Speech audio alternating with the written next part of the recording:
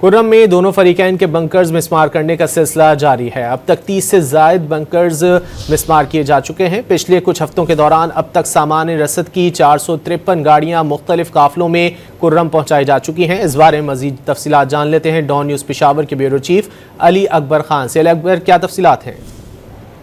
जी, अमन माहदे के बाद जो है वो खुर्रम में अमन व अमान के क़याम के लिए इक़दाम का सिलसिला जारी है और अब तक जो है 250 बंकर्स में जो है 30 बंकर्स मसमार किए जा चुके हैं और ये वो ख़तरनाक बंकर्स थे जिनको अभी तक मसमार किया जा चुका है।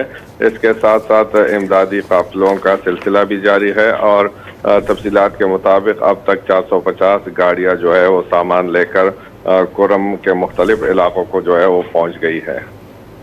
बहुत शुक्रिया अली अकबर इन तफसीलात के लिए।